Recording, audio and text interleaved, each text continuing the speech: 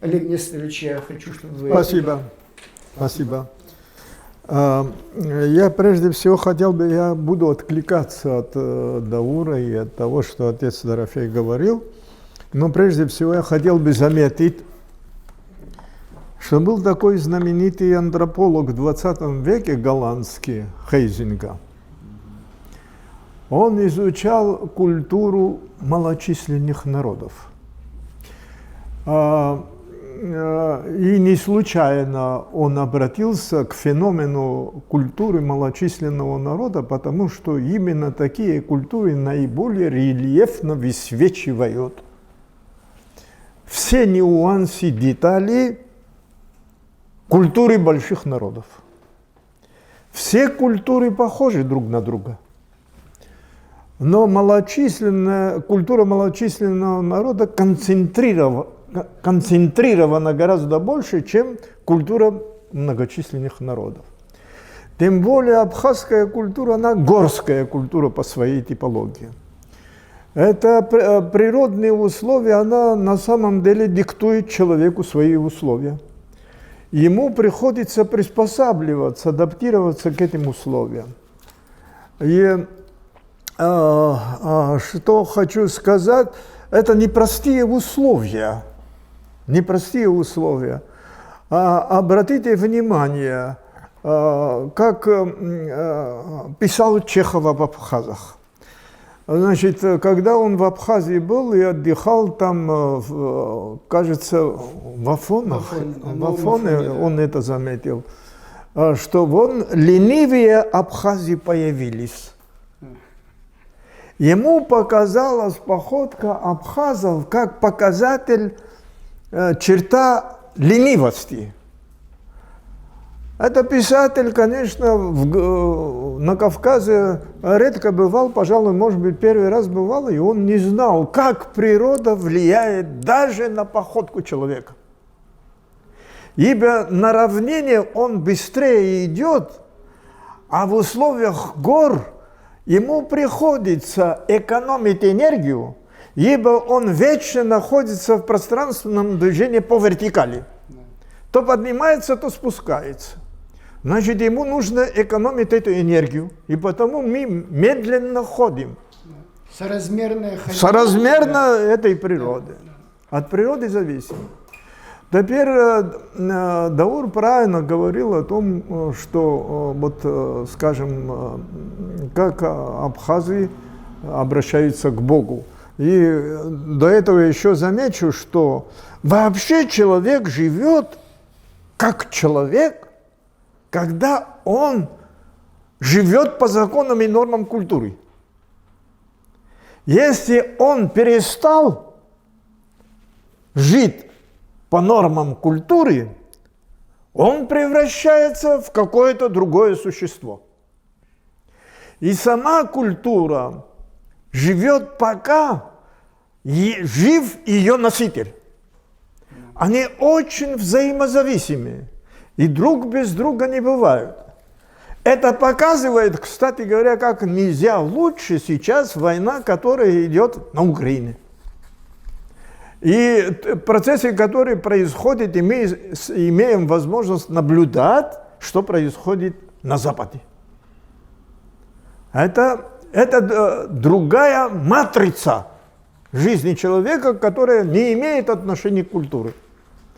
Культура – это прежде всего духовность. Человек тем и отличается от других живых существ тем, что он является духовным существом. Здесь богословие и философия полностью совпадают. Не то, что перекликаются, полностью совпадают. Более того, вот то, что Даур говорил относительно первого тоста, здесь тоже и богословие, и философия, и антропология совпадают. Да, более чем совпадают. Дело не в персоне в Бога, а там немножко смысловая нагрузка другая. Какая? Человек живет в относительном мире, и он не может в подсознании не ощущать свою относительность, свою зависимость, не может не ощущать. Может быть, рационально он не осознает, Но интуитивно. Но интуитивно это ощущение присутствует, в подсознании присутствует. Это было отмечено великими учеными, антропологами, психологами и так далее, не только в 20 веке, и в 19 веке, да и в наш век тем более. Значит, вот это ощущение, оно не только играет отрицательную роль, но играет и положительную роль. Одновременно играет положительную роль, потому что заставляет человека думать. Олег Александрович, Вот. то есть, это что было отмечено антропологами, Мирча Иляди в частности, что у человека в мозгу, оказывается, запланирован или как бы код ощущения присутствия высших сил. Агентство Чуриохез Антша Хайхазымчу. Хайхазымчу. Да, конечно, конечно. Антша в данном случае как Хайхазымчу. Значит, он осознает, что он зависим. Да, что есть? Что он зависим. И, естественно, не может к нему не питать сакральные чувства, о чем говорил отец Дорофей. Не может этого чувствовать. Здесь, я еще раз повторяю, и философия, и богословие совпадают. Значит, дело-то в том, что культура тоже заботится о человеке, и очень заботится очень осторожно, очень внимательно культура следит за человеком, чтобы он не навредил себе. И потому устанавливает такие нормы, и такие ценности и так далее, он не навредил. И кроме того, культура хорошо понимает, что человек не тот, которого она хотела бы видеть. И богословие то же самое. Человек не тот. А культура устремлена, как и богословие, устремлена к тому, чтобы человек стал таким, каким он должен быть. По крайней мере, приблизился на Да, туда был направлен. Значит, в культуру, то есть и в философии, и в антропологии, и в богословии, везде они направлены на то, чтобы человек, реально живущий человек, он склонен нарушать правила и нормы, в том числе и религиозные церковные нормы. Он склонен нарушать, даже и верующий, и то часто нарушает. Но за это они могут и наказывать, порицать. То есть юридически, законно не могут наказывать, но и в культуре, и в богословии есть система поощрений и порицаний. И там, и здесь. И самое главное, понимаете, Олег Несторович, самопорицание очень важно. Естественно, здесь я согласен с вами, что когда мы говорим о культуре так, это вовсе не значит, что культура сама, она какая-то самостоятельная, какая-то внешняя сила. Никакой внешней силы в лице культуры и цивилизации мы найти не можем. Мы найти не можем. Это делают сами люди. Сами люди. Вот в этом плане Хайзенген, несомненно, прав. В абхазском обществе это видно четко. И Пола Гарби это тоже увидела. Если абхазские нормы нарушаются, какая культура замечает? Никакая культура. Сами люди это замечают, сами люди и поощряют, и порицают. Значит, когда английский разведчик в 19 веке побывал на Кавказе во время войны и посмотрел, как горцы живут здесь, он ужаснулся. Боже мой, что это за народы, что это за люди, у которых нет ни вооруженной армии, нет ни полиции, ни прокуратуры, ни тюрем, нет налогов. Люди, говорят, живут совместно И сами они знают границу своей свободы. Идеал коммунизма. Не? Да, да. То есть это вот, то есть это... Это Джеймс Белл был. Вот Да, да, да, да. Значит, это опубликованные труды, опубликованные. Значит, это говорит о том, что здесь в данном случае сам природный фактор и в моральной сфере работает. Значит, в этих условиях не нужно было, значит, скажем, то или иное соблюдать. Но, возвращаясь вот к современности, на мой взгляд, мы сегодня находимся в очень критической ситуации. Когда наша культура, абхазская культура, когда она не функционирует, ею сегодня абхаз жить не может. Не потому, что мы не хотим, не потому, что мы отрицаем, а мы просто не можем. И абхазы уже переходят, они в процессе перехода от одной культурной матрицы и неизвестно к какой матрице. В этой ситуации мы сегодня оказались. И завершая, я и без того, видимо, затянул время. Да, завершая, хочу сказать, что именно эта проблема культуры и человека в современном мире, в современное время ныне стала проблемой номер один. В мировом масштабе.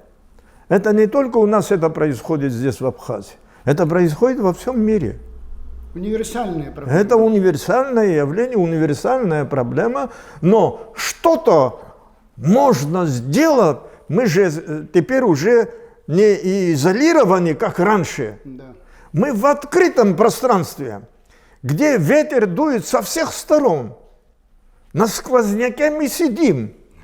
Мы можем простудиться очень сильно и заразиться всем чем угодно. Правильно. И никто не контролирует нас. Культура не может, богословие не может. Вы видите, что в сфере веры что происходит. Да, правильно. Человек же без веры существовать не может, верно? Даже и тот же Сократ говорил, в истину надо верить, она недостижима. И Бог недостижим, но в Него надо верить. А когда человек верит, он существует. Это чрезвычайно важный фактор. Так что спасибо большое, что вы подняли такие проблемы сегодня. Олег Несторович, прежде чем я сейчас предоставлю слово Герману, я бы хотел бы маленькую ремарочку сделать по поводу того, что вы сказали. Раз мы говорим о феномене абхазской культуры, именно это сообщение сегодня у нас было, вы сказали, что горская культура. Вот тут я немножко не согласен с вами в каком смысле.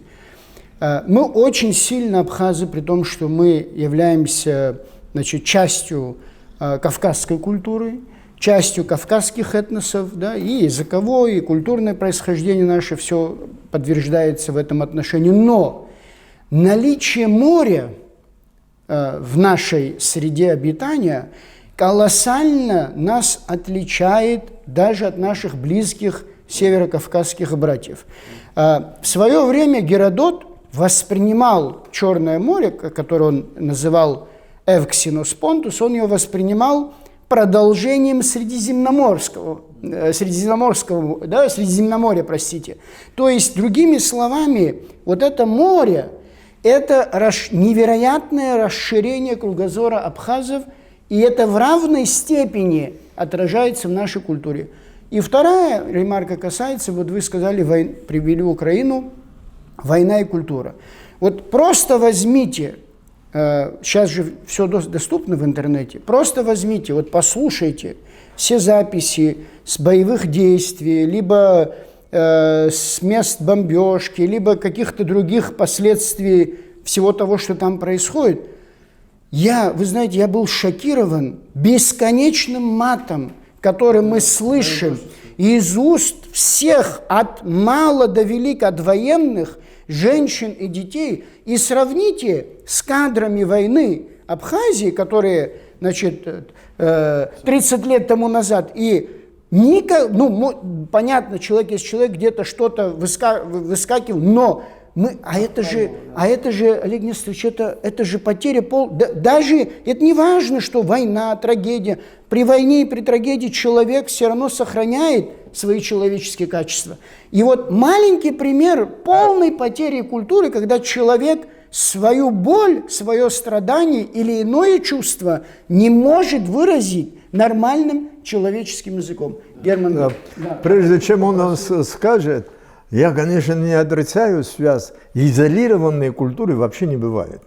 И те же северокавказские народы, с которыми у нас есть различия, да, они тоже соприкасались с равнинными народами туда. Равнинные народы влияли на них, а на нас влияли морские народы. Также горские народы, они не изолированы никакими границами. Возьмите народы в Гомбе. Прошу прощения, просто разница в том, что цивилизация шла отсюда. Цивилизация – это не культура. По-моему, как я понимаю, тем более, как сегодня трактуется, цивилизация – это совершенно другое явление. Это связано с материальным производством. А культура – это духовное производство. Да. А в цивилизации нет там культуры, там духовности нет, там капитал. Да. Спасибо, Я извиняюсь. Два слова хочу извиняюсь. сказать, пока Герман не обессудит. Здесь затрагивался Чехов. Чехов, конечно, большой писатель, это нельзя отрицать, но Чехов не Толстой, при всем при том. Я думаю, что Толстой такой фразы не написал бы никогда, а Чехов никогда не смог бы написать Хаджи Мурата. Для меня это очевидная истина. Чехов был, скорее, как турист, любопытствующий, и он ничего не понял в Абхазии, не в абхазах. Земля, мы говорим, абхазская земля была щедрая. И это позволило в абхазском народе не развиться духу чистогана, накопительства. Потом они были уверены в своем народе, сплоченность этого народа, и страха нужды и страха перед будущим у абхазов, мне кажется, в бытовом таком отношении не было, этого не было. И это располагало, конечно, к созерцательности. А созерцательность Чехов ошибочно воспринял как леность. Вообще я не согласен с тезисом научного коммунизма, что труд создал человека. Мне кажется, что все же не труд создал человека, а созерцание, размышления сделали человека, на мой взгляд, в большей степени, чем труд. Потом у абхазов усердие в труде вообще-то порицалось.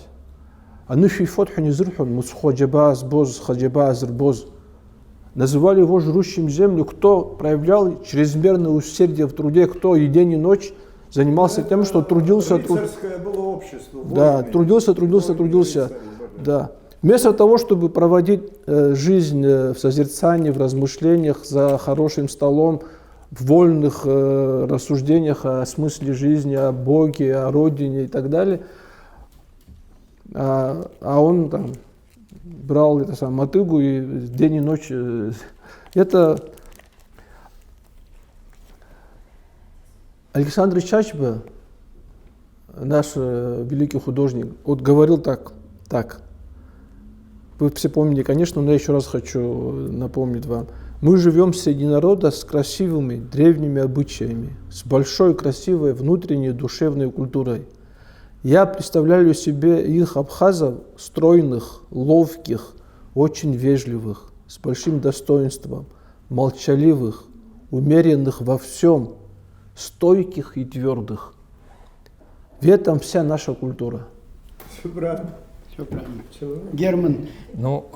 Прежде всего, Даур Капитонович, вот эти интеллектуальные интуиции, с которыми вы сегодня поделились с нами, да, они, каждая из них в отдельности, как тема, тянет на монографию. Поэтому я думаю, в условиях Я не смогу наших, да, очень таких рамок достаточно ограниченных, как-то вот отреагировать на них вот сейчас будет немножко сложновато, но определенные акценты мы уже расставили. Вот и отец Дорофей, и Олег Несторович. Абсолютно с чем можно согласиться, это с тем, что, безусловно, абхазское общество было открытым. Вот у отца Дорофея по этому поводу есть, кажется, в Фейсбуке, он поделился своими размышлениями. Не загоняйте нас в пещеру, в пещеру Абрскила и не представляйте нашу культуру как нечто изолированное, как нечто то, что не подвержено было влиянию извне и, как это ни странно, и не влияло на других. Такого, конечно, никогда не было. Прежде всего, мы должны согласиться с тем, что говорит нам о культуре наука, то есть о происхождении культуры, физиогенном и социогенном происхождении. Вот эта вот двойственность, она накладывает отпечаток на все то, что мы сейчас наблюдаем. Если отпечатки физиогенного, вот того, что мы взяли из природы, достаточно сложно сейчас эксплицировать, то то, что социум нам предлагает и как мы формируемся в условиях социума, это как раз все то, что вы сегодня вот в своем труде обозначили. Безусловно, влияние, вообще говорить о том, что это моя культура или культура моего народа, достаточно сложно, потому что, наверное, культура — это то, что человек отражает, а не просто там демонстрирует, манифестирует или еще что-то, отражает, воспринимая. Вот это мы можем назвать культурой. И поэтому в этом отношении, конечно, ни о какого рода изоляции говорить не приходится. Культура в то же время представляется как нечто пульсирующее, нечто динамичное, ни в коем случае не статичное, постоянно меняющееся и, естественно, меняющееся как под влиянием внешней среды, так и внутренних запросов. В этом отношении я бы хотел поделиться одним примером, которым когда-то поделился с отцом Дорофеем, еще когда мы были студентами, поскольку теология предполагает изучение Священного Писания, помимо Священного Писания еще и наследие религиозного других народов. Все мы с детства соприкасаемся, живя в Абхазии, вы сегодня говорили об Апсуара, вот с нашими поэтами, писателями, которые эту квинтэссенцию, да, отображают в своих трудах. И я бы хотел рассказать вот об этом случайно совершенно произведении, в котором столкнулся, будучи студентом. Есть такой еврейский сборник, который носит наименование «Агада». Это сборник притч или иносказаний, метафор. И он формировался где-то со II века до Рождества Христова, приблизительно по II-IV век после нашей эры. Для чего этот сборник существует? Это часть Талмуда, дополнение к той части Талмуда, которая занимается предписаниями, то есть законами. Евреи решили так, еврейский гений решил так. Мало просто написать предписание «делай так», «делай это» и так далее, ну как и во всех других народах. Что необходимо? Необходимо еще как-то иносказательно раскрыть и объяснить ученику, талмиду, как выполнять то или иное предписание. И вот для этого существуют такие нравственные легкие рассказы. Один из них касается библейских персонажей. Все мы знаем, у нас на слуху Авраам, Исаак, Иаков, да, вот эти, как их называют, праотцы веры. Вот однажды Авраам отправляется навестить своего сына Исхака. И подъезжая к его, значит, шатру, там вот ограждение, все, дверь, его встречает невестка, да, получается, жена Исаака. Вот он спешивается, она его заводит в дом, и он спрашивает, где Исхак, а куда-то там уехал. Вот где тут можно принять, сам Авраам принимал, показывал пример гостеприимства, путников принимал, омывал ноги. Где тут, ну, привяжи коня вот где хочешь, там к забору. Вот, а что можно перекусить, и, дескать, и тоже вот это вот все. И, вы знаете, ну ничего из того, что мы традиционным восточным гостеприимством Библейским. Да, тем более библейским знаем, ничего не было проявлено. И бедный, значит, как это, тесть, да, свекор, да, получается, когда уже уезжает из этой семьи, он говорит, знаешь, передай, говорит, Исхаку, все у него замечательно, все у него хорошо, но вот дверь, говорит, вот эта калитка, говорит. Конечно, вот когда знакомишься с этим произведением, невольно из детства, да, как всплывает новелла Михаила Лакербая, когда Шахан Купалба едет в дом своего друга Швагу, да, и говорит, его также встречает первая жена, и, кстати, там перекликается, потому что в следующий свой приезд Авраам уже встретила другая невестка.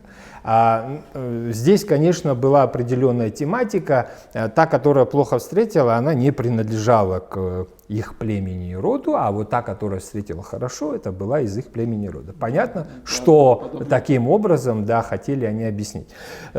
Через сколько? 2 тысячелетия мы тот же самый текст обнаруживаем, сюжет, совершенно верно, едва ли не буквально, за исключением, там, если Шахана поменять на Авраама, у нас получается тот же самый сюжет.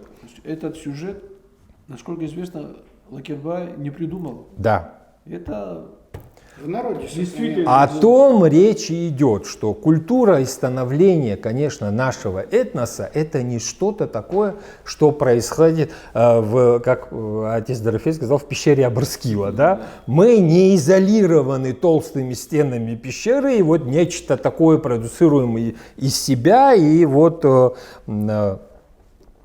Вы затронули очень интересный вопрос, что предпринимали абхазы, чтобы самосохраниться. Да? И вот вы говорили вот точно так же об этикете. И затронули совершенно вот интуитивно, очень верно сакральную трапезу. Точнее, просто трапезу, которая на самом деле для каждого человека, для каждого индивида является нечто сакральным. И именно потому, как говорит отец Дорофей, история идет фактически от трапезе к трапезе. Если мы посмотрим, да, это в учебниках, когда нам историки пишут, там был заключен тот-то трактат, этот договор, а каким образом они заключались, где они заключались. Это же не просто люди, которые там съехались и на лошадях о чем-то договорились. Всегда все договоры заключаются за столом. И поверьте, на этом столе стоят не просто ручки и не просто пергамент, когда эти договора заключаются. И ничего не изменилось по сей день. То есть, когда нам сегодня СМИ транслируют, простите, вот подписание определенного соглашения, когда, да, там, я не знаю, президенты США, там, России, крупных супердержав берут ручки, что-то. Перед этим серьезнейшая работа идет, и она отнюдь не только ручки предполагает. Почему? Потому что принятие пищи – это действительно для человека, вот в славянском языке слово «жизнь» и «живот» они одинаково звучат. Да? Это очень серьезная вещь. Пищу не разделяют с врагом. Мы это прекрасно знаем. Поэтому все примирения, естественно, вне застолья они не могут быть. Вот будьте там... Естественно, что... Совместный прием пищи очень сближает людей. Естественно, что когда происходило формирование института христианской церкви, то это прежде всего предполагалось и имелось в виду. И когда вы говорите о тостах, которые сохранились в нашем обществе до сей поры и продолжают дальше транслироваться, да, застольем, то для нас с отцом Дорофеем, как и для всякого постоянного прихожанина храма, здесь нет ничего того, чтобы он не воспринял, поскольку все эти тосты, и не только 3, которые вы перекликаются с теми прошениями, которые священнослужитель совершает перед столом, святым только столом, святой трапезой, где у него тоже лежит хлеб и вино. Вот эти сакральные составляющие. И ни одно богослужение православной церкви не начинается без воззвания к Творцу и Всевышнему. Тематически прошения могут быть разные, но они все подразумевают из прошения благо для народа, благо для этой земли и так далее. Хотя тематически действительно есть те, которые мы называем поминальными, есть те, которые мы называем заздравными, на всякую потребу и так далее, но все они очень тесно перекликаются вот с этой частью нашей культуры, которую вы обозначили как застолье. Это тоже надо учитывать. Кроме того, то, что вы подчеркнули, это вот на застольях стремление показать лучшие стороны человека. И Возвысить его. безусловно, что в той сакральной, ну что у нас в церкви, что в институте церкви, актуализация этих проблем происходит, потому что наши молитвы это не просто болтология, там нет лишних слов. Да? Наши святые отцы, когда пишут молитвы, они квинтэссенцию вкладывают в нее, и поэтому каждое слово потом еще нуждается в объяснении. И вот мы прекрасно знаем, что человек – существо недостойное со времен Адама и Евы. Мы прекрасно знаем, что оно из себя представляет и на что способно, но мы закладываем в прошениях для каждого человека, это на греческом «иктинии», вот отец Дорофей это может объяснить, это то же самое, что наши пожелания, которые мы произносим, тоже держа в руках вот это. И перекличка здесь совершенно абсолютная. Вот точно так же, как этот сюжет перекликается, точно так же сюжетная линия, при которой вот эта воспитательная деятельность церкви, педагогическая деятельность церкви, поучающая, абсолютно перекликается с тем, что мы называем абхазским застольем. Может быть такого рода сохранение, сохранность, да? Отец Дорофей говорит, что вот в других народах это уже размыто или вообще исчезло. И сохраняется только совершенно вот это плотское пожелание физического здоровья, даже не чувств, которые человек там испытывает, даже не эмоционально переживает, а вот именно просто здоровье, вот ты будь здоров.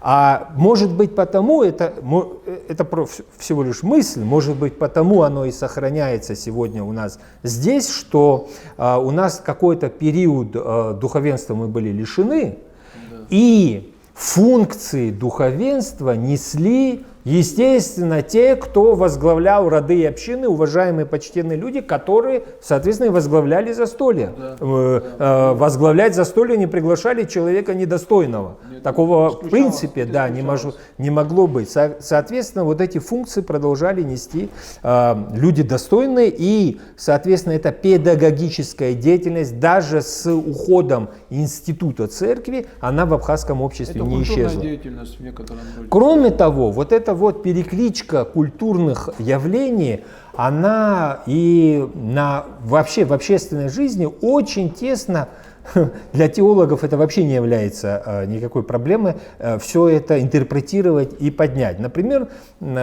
смена места жительства при совершении преступления. Да?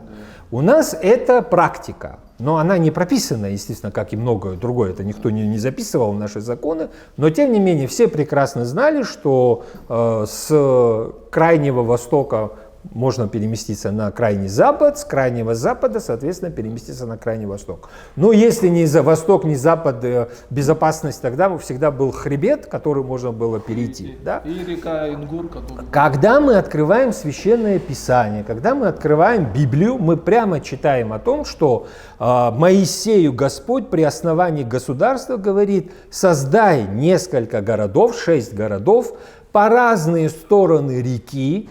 У нас это восток-запад, а у них разные стороны реки Иордан, в которые люди могли бы скрыться, если они совершили убийство, чтобы не подпасть под, как это называется, Месть. Да, под кровную месть, чтобы не подпасть под кровную месть. Еще один аспект, который вы затронули, правда вскользь, слава Богу, это вот то, что сегодня... Почему, слава Богу? Потому что об этом уже очень много сказано, вы тоже говорили, это касается того, что Пицунды, да? Вы знаете, по этому поводу, с точки зрения культуры, тоже есть определенная вот такая вот метафора, которая вот тоже присутствует в Священном Писании. Метафора в смысле с нашей точки зрения, если мы на нее посмотрим. Но почему у нас постоянно вот эти вот проблемы? Мы создаем плохой инвестиционный климат, нам говорят. Мы не можем создать хороший инвестиционный климат. Мы не можем предоставить какие-то определенные условия. Мы не вписываемся в те парадигмы, которые прописал цивилизованный мир, и постоянно его нарушаем. Вы вот совершенно точно ответили, почему мы его нарушаем. Отец Дорофей вот подчеркнул вот самую сермяжную самую истину. Землю дал Бог. Землю дал Всевышний. Мы не пришли силой оружия, ее не захватили. Мы просто так, знаете, там из пещеры не вышли и не создали здесь цивилизацию, то есть как-то естественным образом. Да? Существует вот это понятие дара и связанной с ней ответственности. Я вам хочу напомнить, что не только у нашего народа есть такого рода, да, и помимо фольклора есть народы, которые это все записывали. То есть нас сразу отсылают к ацтекам, к майя, в Южную Америку. Не надо так далеко ходить. Откроем Священное Писание. У нас есть такое понятие, как юбилей. Сегодня мы все его празднуем, да, вот как мы снимаем или в Ирцаху, или еще где-то хороший ресторан, солидный, да, мы должны отпраздновать юбилей. А что такое юбилей? Юбилей исходит, это еврейское слово, оно исходит из их концепции восприятия, как вы говорили, Олег Несторович, своеобразного восприятия пространства и времени человеком. У них есть определение, что 6 дней или 6 каких-то отрезков или периодов ты должен заниматься личной деятельностью для себя, чтобы прокормить, чтобы созидать и так далее. А вот 7-й, сакральный, принадлежит только Творцу. И в этот 7-й у тебя должен быть покой. Отсюда слово суббота, шаббат, покой. Он и был выходным днем. И у них есть понятие 7 лет. То есть 6 лет ты работаешь, 7-й год ты не можешь пахать. Что вырастет, то вырастет. Значит, в 6-й год ты должен сделать запас на 1 год вперед. Земля под паром находится, отдыхает, да, земля. Совершенно верно. И вот, а 7 по 7 что дает? 49. И вот у них есть определение юбилея. 49 лет – это такой цикл, то есть 50 лет точнее, это такой цикл определенный. Бог дал евреям землю. Земля не может вечно, навечно быть кому-то продана. Если вдруг земля продана, то в юбилейный год, когда священники в 50-й год поют, дуют в трубы, шофары, и на Северном Кавказе у черкесов сохранились эти, у адыгов, да, длинные трубы, и у нас они тоже были. Вот когда священники в них трубят, каждая земля возвращается в той род, откуда она была продана. Она не может навечно быть отчуждаема. Это записано в Библии. Это Господь говорит Моисею. Почему? Почему у нас, вы же знаете, какой народ у нас развивал юриспруденцию, да? Почему у нас 49 лет прописано в так называемой аренде? Потому что то, что Моисей дал еврейскому народу, это аренда. Земля принадлежит коленам. Коленам она была роздана в самом начале. У нас ведь тоже определенные рода проживают веками на определенной территории. Человек не может продать эту землю навсегда. Отсюда, говорит Моисей, и цена этой земли. Если время близко к юбилею, дешевле ее продавай. А если далеко, то дороже, потому что дольше будешь этим пользоваться. То же самое касается и рабства. Еврей, избранник Божий, он не может быть продан рабом, быть навсегда. Если он из-за отсутствия денег вынужден продать себя или свою семью, то в юбилейный год, когда заотрубят священники в трубы, он становится свободным. и он может покинуть своего хозяина.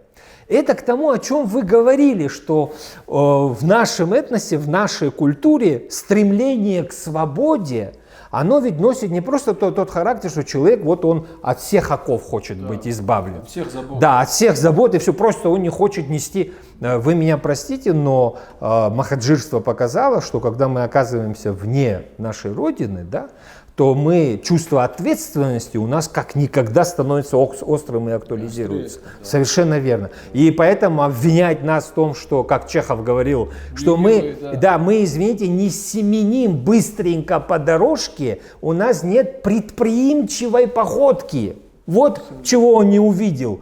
Потому что в среде своего сословия, вы сами знаете какого, там, где он жил, там были эти походки, они должны были себе, они быстро, разночинцы в городах, вот чего он не увидел в городах Абхазии, даже в том же Новом Афоне, он увидел походку, этот человек вообще никуда не спешит, совершенно. Мне кажется, что все вот эти отдельные составляющие, они о чем говорят? Они говорят, что прежде всего культура не может быть изолирована и только нашей, что человек отображает, а отображая, человек показывает свое родство с другими цивилизациями, показывает преемственность хронологическую. И третье, что хотелось бы подчеркнуть, это вот по поводу того, что сегодня есть проблема с точки зрения культуры. Мне кажется, эта проблема действительно есть, но с чем она связана? Сейчас мы с вами, к сожалению или к счастью, застали процесс рецепции. Слишком много свалилось на головы наших жителей. Одна даже проблема, о которой очень часто говорили, это проблема урбанизации. Да, когда человек живет в деревне, это одно. Почему отец Дорофей очень легко определить, что здесь живет абхазец, а здесь нет? Потому что это его двор. Он несет ответственность за свое. Ну хорошо, построили вот эти человейники. Непонятно, лестница кому принадлежит? Двор, коммунизм нам говорил, общее. Да, это проблема. Общее для абхазца, это значит ничье.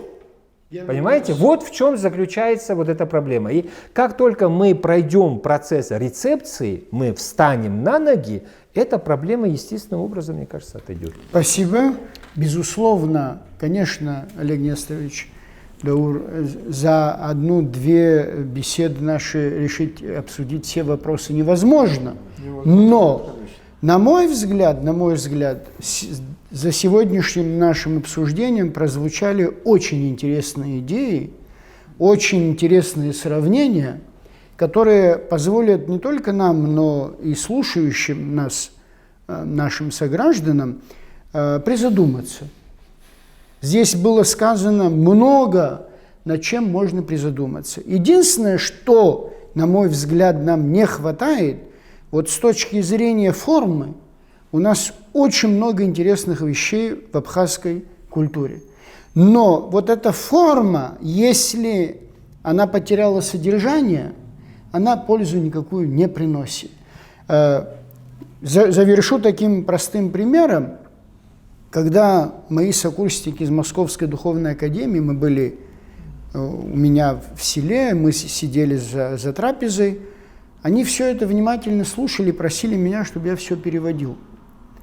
И в конце этого застолья один из них сказал такую фразу: более религиозного народа, чем вы, я никогда не встречал.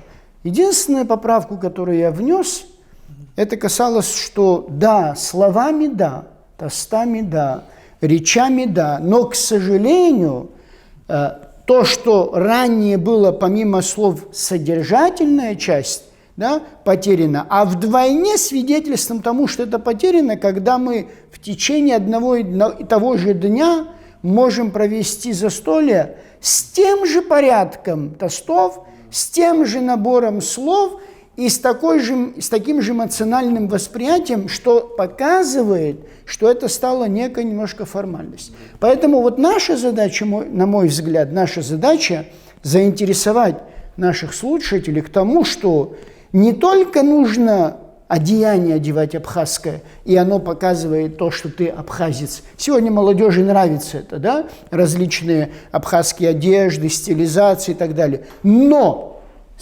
требования вот этой одежды, требования этикета, требования культуры, а это требования.